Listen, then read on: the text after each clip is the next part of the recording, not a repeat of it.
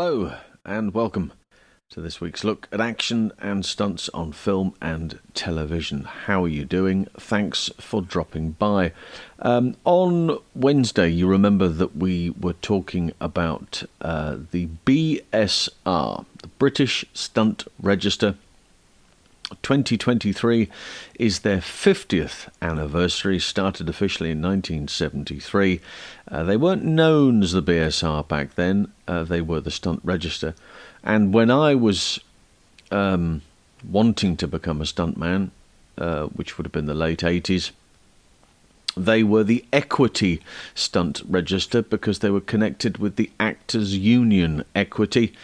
And of all of the qualifications that you needed in order to become a performer, obtaining the equity card was most definitely the difficult one, or the most difficult one out of the lot. So the whole nature of this started, well, when films were starting themselves. You know, through that period of the 30s and 40s, there were individuals who were a little bit more capable, let's say, of doing certain things more so than having the actors do it. There were a great many situations back then where the director would put the actors through all manner of hell just to get the shot. Nowadays it's slightly different, because the actors have a great deal more say in what they will and will not do, although there's a great deal of expectation that, well, you should be doing this because, you know, I still always feel as though it's forcing the individual into doing it when they don't necessarily need to, because there is a trained professional there to do it for them. I'm a great believer in the difference between action and stunts. Where does action finish and where do stunts take over? And depending on which production they're on, whether it be film or television, every director, every actor has their own idea of what they should and shouldn't be doing. In this day and age, it's very easy to replace the location, the height, the danger with CGI and do it in the studio.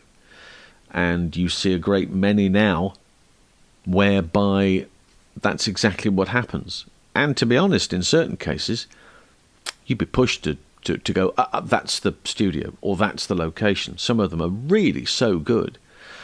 But all of the action that takes place nowadays has evolved. As we always talk about the evolution of action, the evolution of stunts themselves.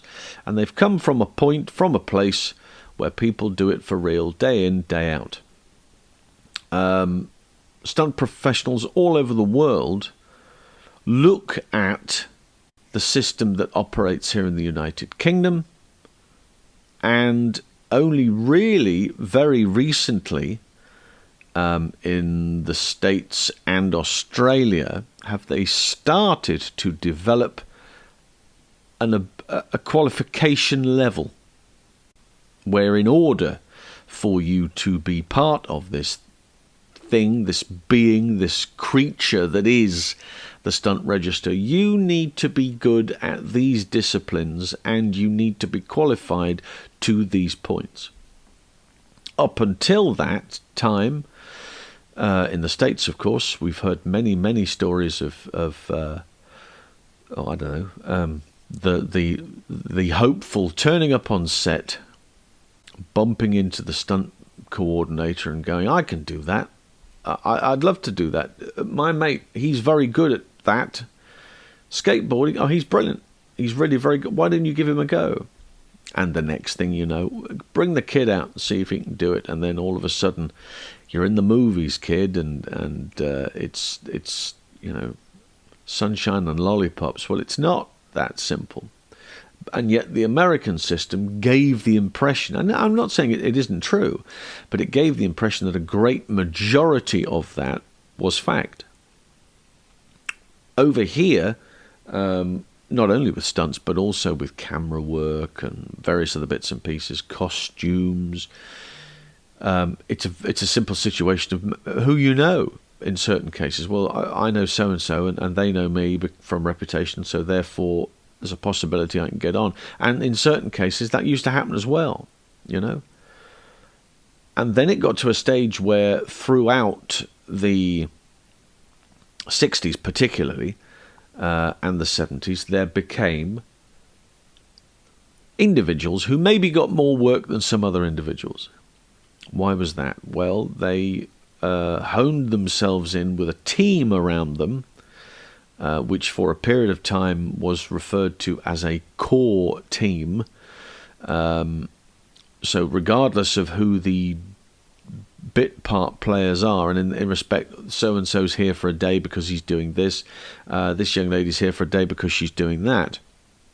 There was the stunt coordinator and a core member of that team that were on the picture on the TV show from start to finish. And in past experience, that would often be those people credited at the end of the picture. Well, throughout the early part of the late 60s, early 70s, there was agencies.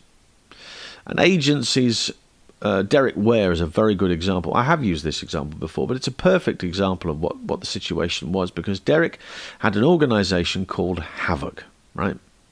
And Derek himself found a way into the stunt business because he was a character actor. And he became, as he said himself, too young to play the older lead, and he was too old to then suddenly start playing the romantic lead. So he found himself in a situation where he was, just the jobbing actor. But he also found that he had an ability with physicality. He could ride a horse. He knew a bit of swordplay. In fact, was partially responsible for starting the British Fight Academy. So he was involved in that. Could react to a punch, did falls, did all sorts of bits and pieces. And through there, suddenly found that there was more work for him as a stunt performer than maybe there was as a character actor. Now, in order for everybody else to suddenly do that, he wants to surround himself with the best people. So he finds a bunch of like-minded individuals who maybe aren't, they've got into the business through one shape or form. Maybe they're not getting the work they should be. And so consequently, he then set up a price list of how much it would be to get knocked down by a car, fall down a flight of stairs, fall out of this building. All of these things were costed, and they were costed as a business. And when you contacted Derek, he would ask what the production was, what was it, and what was required. And then it would be a simple case of running through the price list and going, yeah, we need somebody to do this. Okay, well, that's fine. We need somebody to do a 35-foot fall, 35 feet. Well, that's £1 a foot. That's how they used to work them out. 35-foot fall would cost £35. The stunt performer would get £35, £1 per foot. Now, I don't know what the prices are these days. I would imagine they are probably a little better than that.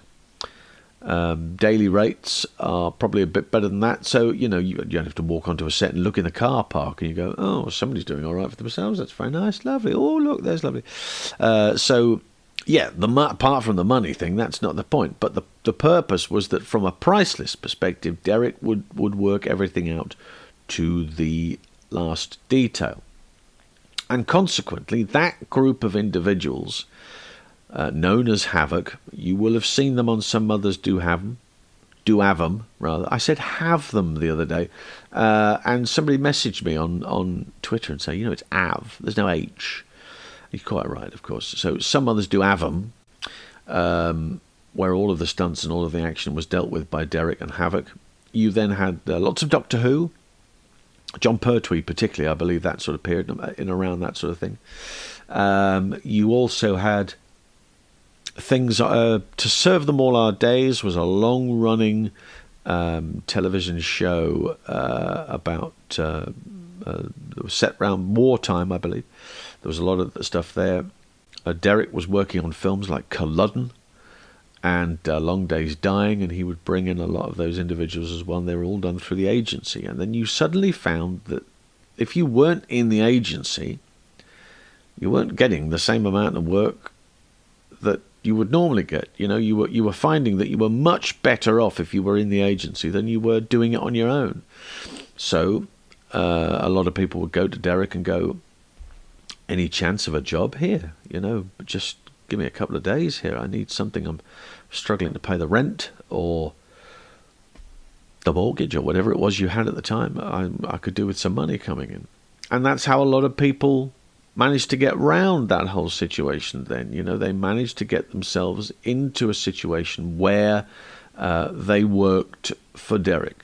Steve Emerson, Vic Armstrong, you know, you name it, individuals around that sort of time who were there from day one would have worked for Derek in some shape or form. And consequently, it got to the stage, as I've mentioned, if you weren't in there, you weren't getting work.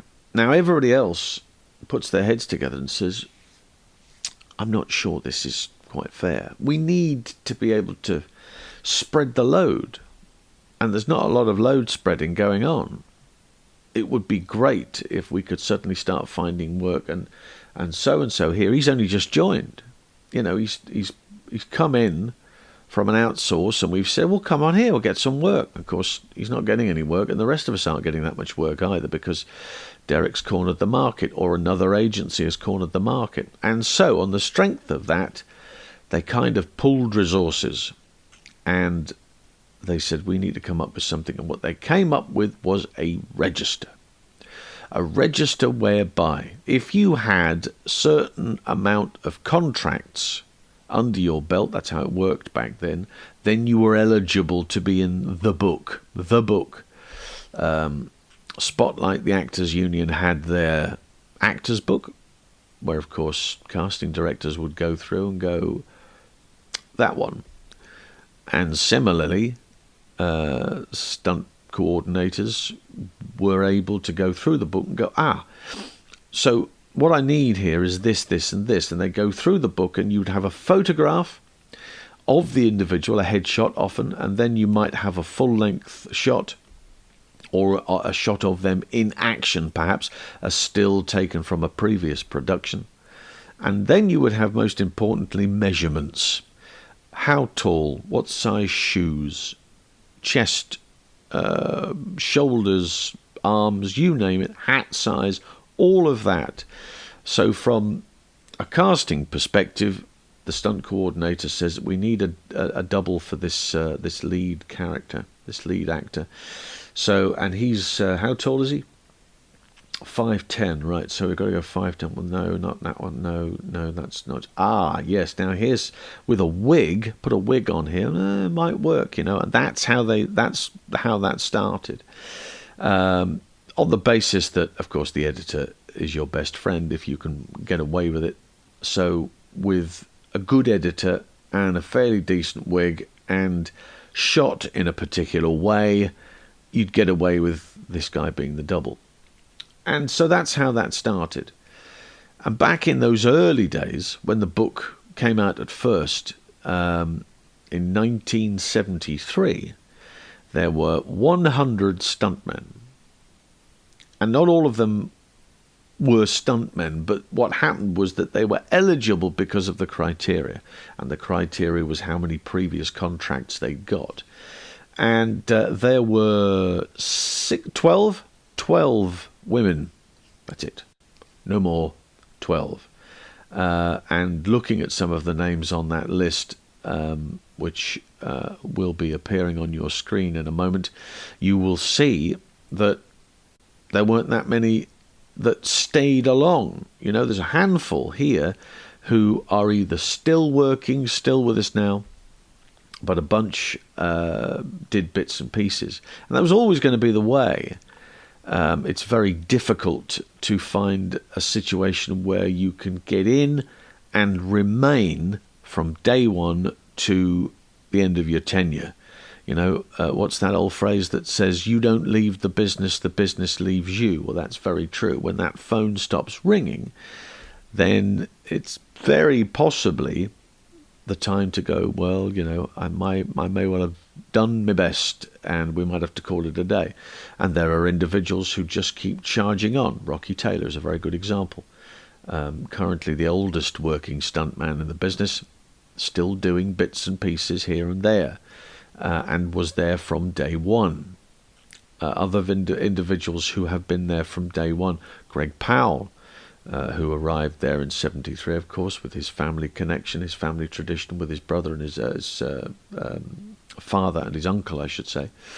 And people like Vic, who, again, from day one, still there, doing what they were doing. Members like Martin Grace, he started there as well. So we'll have a look at some of those pictures we'll be going by. The Stunt Register book it's like the Holy Bible. I remember looking through. This was on location. This was on Lady and the Highwayman, as it became in 1988, filmed up at Haddon Hall in Derbyshire. Greg was the coordinator, and I was sat with Graham Crowther. We were sat in his car, and I was thumbing through the Stunt Register, which I found absolutely fascinating. Absolutely fascinating. I had never known anything quite like it. To see a book where, firstly, all of those individuals who performed all of those action sequences and stunts in film and television were in one book. Secondly, contact details were there. They expected to be contacted by casting directors, etc., and stunt coordinators. Probably didn't expect to get contacted by me and saying, you don't know me, but they probably had a lot of conversations like that since. But and seeing credit lists, stuff that they've worked on, and pictures of them in action, pictures that you've seen before, and you've gone, I didn't realise that was him or that was her. Wow, that's very interesting. And so when I wanted to become a stunt performer, 88, 89, and I contacted Equity, which was the governing body there. It was the Equity Stunt Register back then. And I was put onto a mailing list, and that was my first Stunt Register, which I received, and had received a few consequently after that. And then you had to beg, steal, or borrow after that, because it was very tricky to get hold of them. And they are wonderful books from a collector's perspective, but an essential Bible from a performer's point of view and from a director's point of view, to be able to see the type of work that you have, the type of work that you've got in this picture, and that there will be, there's going to be horses, okay, there's going to be camel work, right, okay, that's interesting, so there's some cars, there's a bike chase, there's fights, and there's some sword play, okay. Now, let's have a look through the book from a coordinator's point of view and see who would be the best person to take hold of that project. Well, this guy has experience with, horses, cars, fights, falls, sword work. Oh, right, so he ticks every box. That's interesting. Let's phone him. And on the strength of that, he would then build up his team of individuals, because having looked through the script, will be familiar with who needs what, where, what doubles are needed for X, Y, and Z, and those capabilities within. It is still fascinating to me to this date that all of those movies that I've loved as a child and as an adult, if you look at the action on them, chances are, with the exception of maybe one or two, but chances are the action is derived from the British Stunt Register, from the BSR. Rules have changed along the way.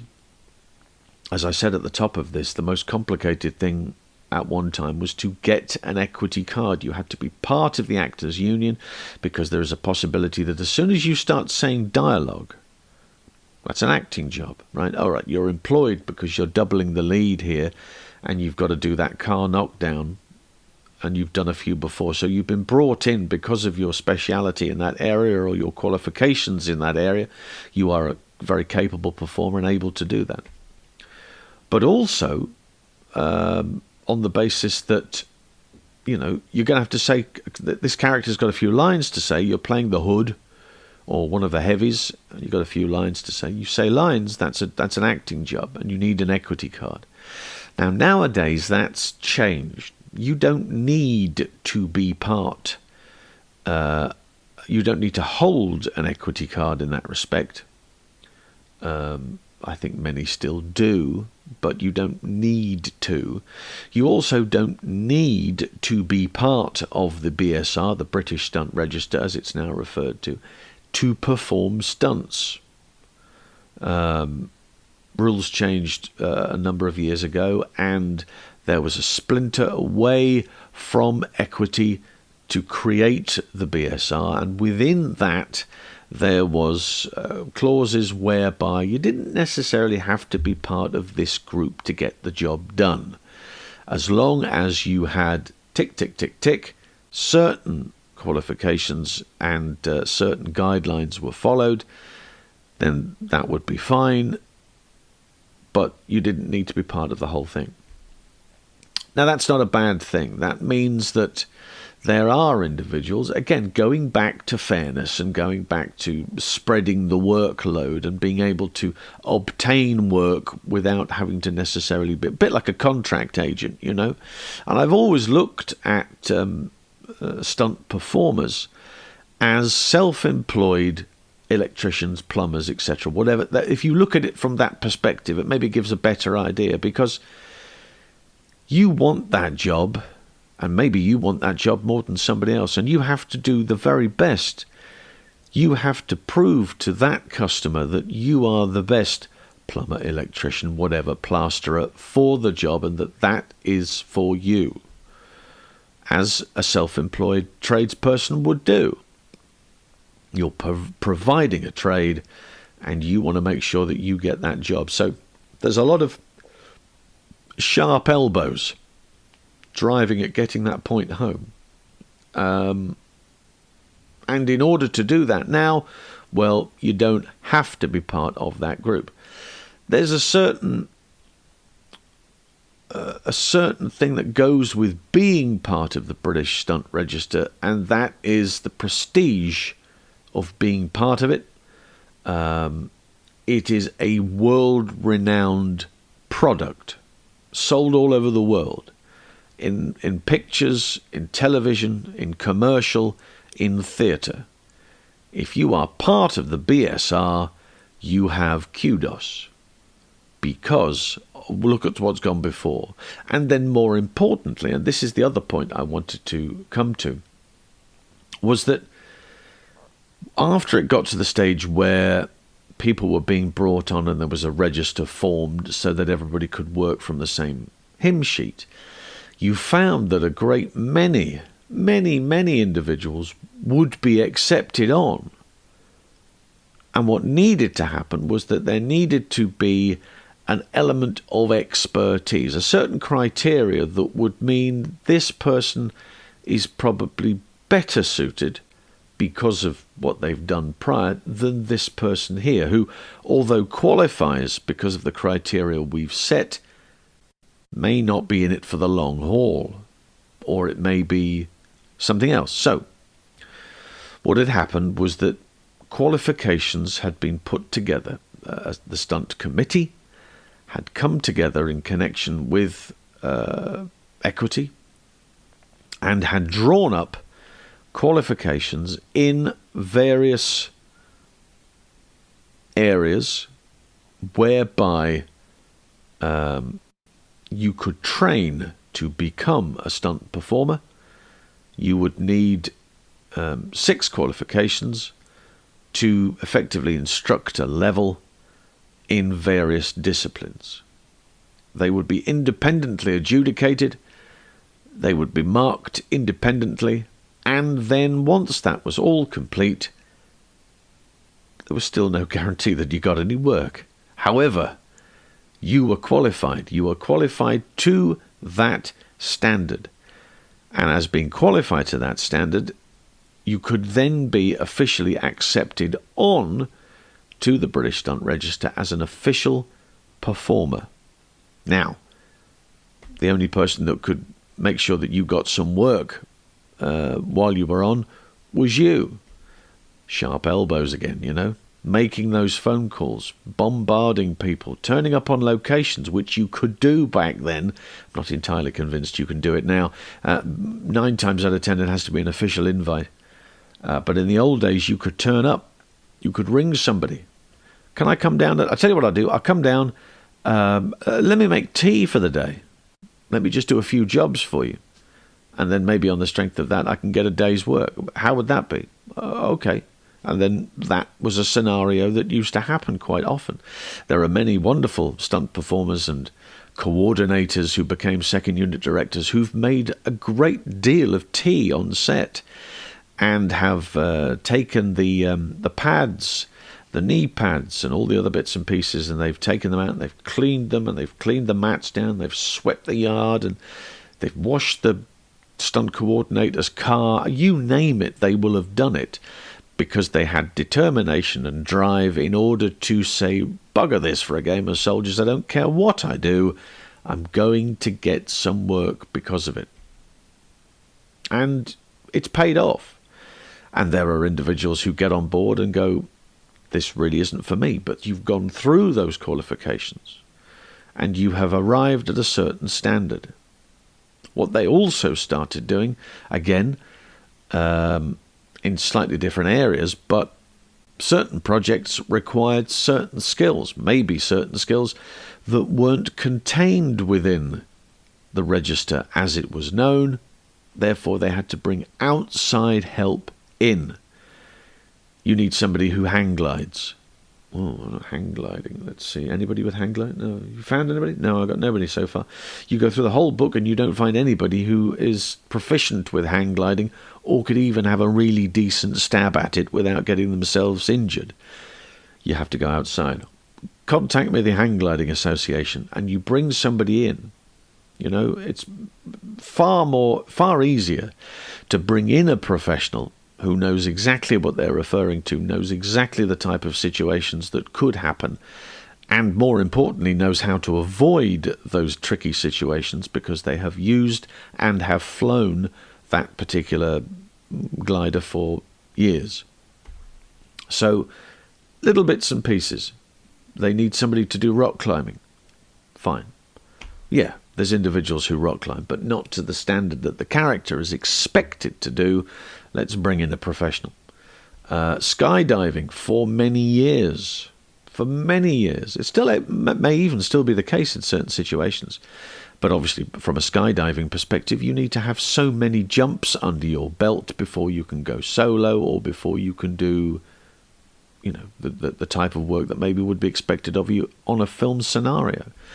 And there are aerial stunt performers and have been for many, many years. But there are a great many. I could throw a stick and hit half a dozen stunt performers on the register today who are very keen skydivers and like nothing more than jumping out of a perfectly serviceable aircraft for fun.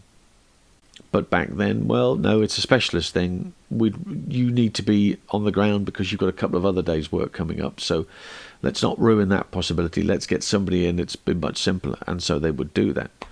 So all in all, the British Stunt Register, as we know it today, is a wonderful organisation that does a great deal. Nowadays, it does a great deal of its own training. So when you get onto the register, you've had your qualifications, you have met each of those scenarios, and you have been accepted onto the Stunt Register. That's a big day. That's a big moment. And there are people who are accepted over a period of time, and you can see them go from excited, what could lay ahead, to then realizing I'm on.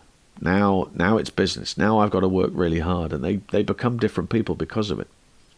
So there is all of that to take into consideration, and bearing in mind that back in the 60s and 70s, again, different time, different place, cutthroat business.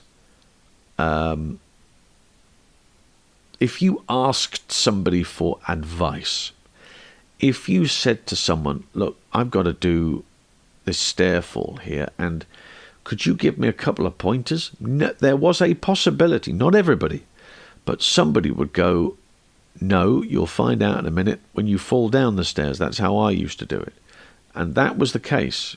Many individuals who had asked for help on big projects, not just small projects, but big projects filmed on big sound stages, had asked people, could you give me a few pointers for them to go, bugger off? Nobody gave me pointers when find out yourself in a minute.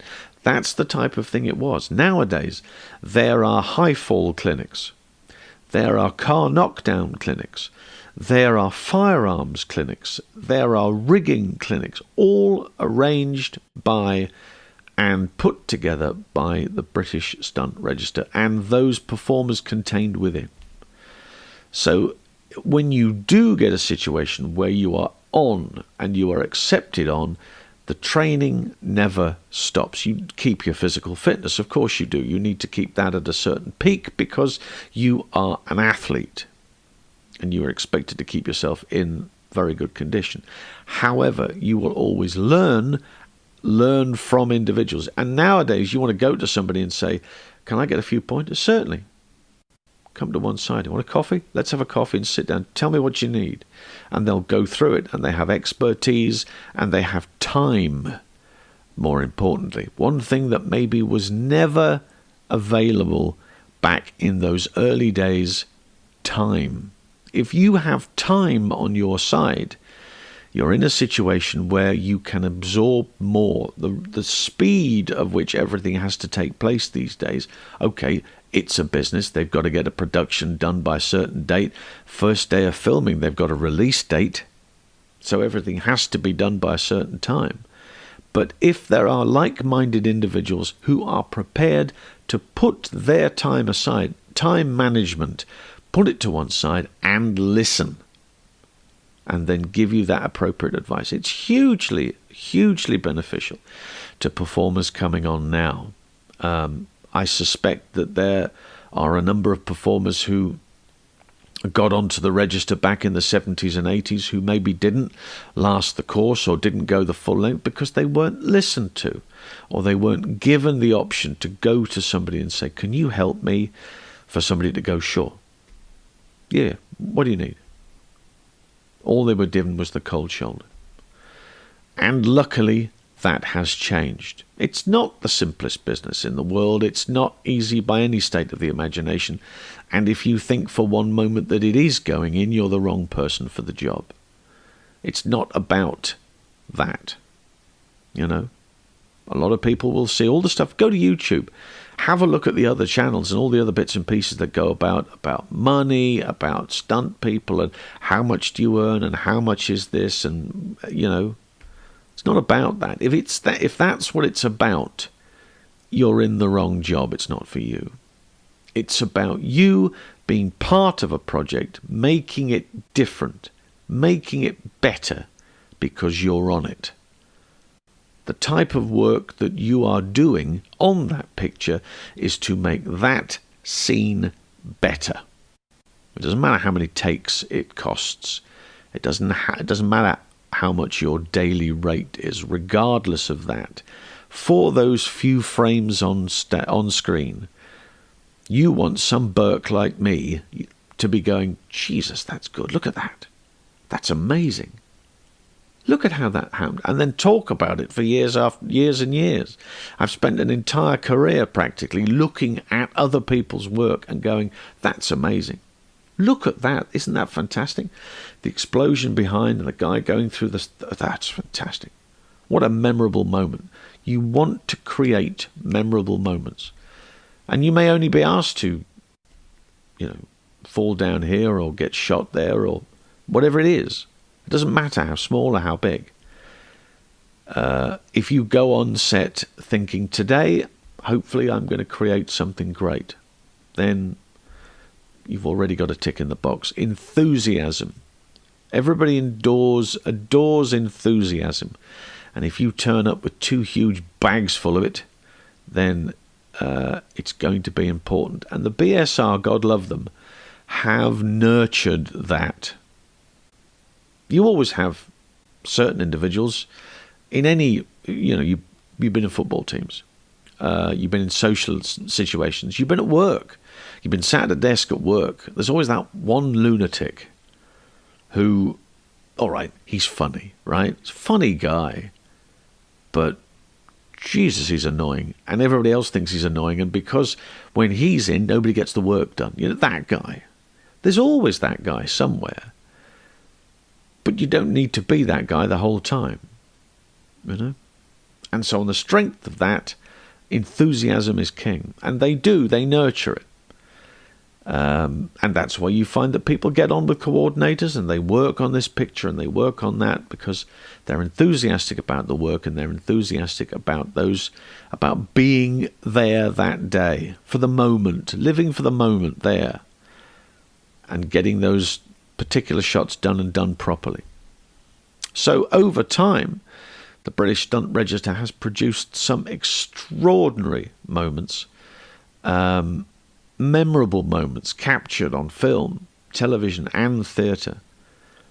And we're going to have a look at a little something that they put together.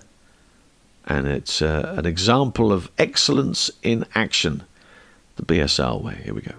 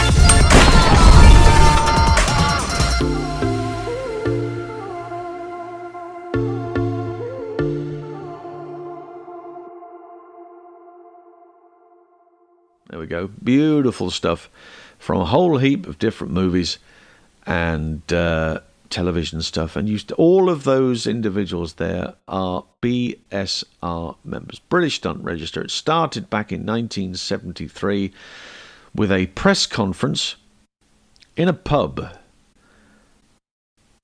No harm in that. Joe Dunn, Jerry Crampton and Sid Childs turned up. Prince of Wales feathers, I seem to remember it was.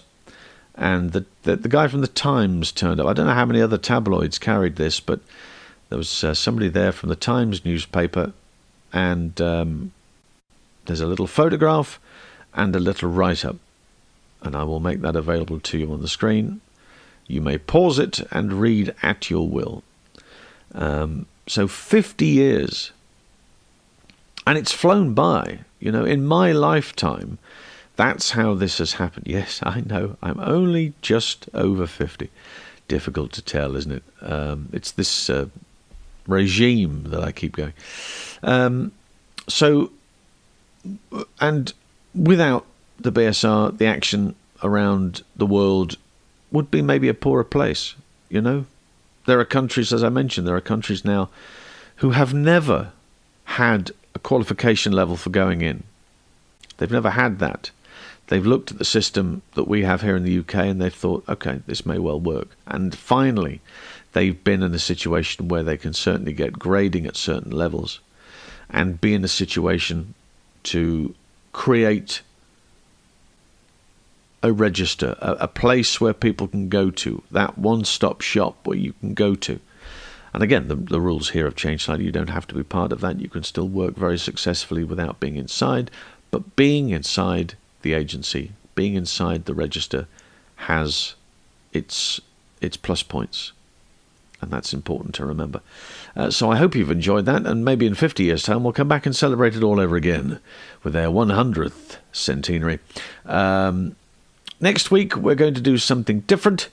I hope you have enjoyed this. I don't know what it's going to be at this stage, at the moment of recording, but I dare say I will let you know during the upcoming week prior to this coming out. So if you've enjoyed that, don't forget to check out the Pod Dojo Network. They're responsible for the podcast. And until next time, it's bye for now.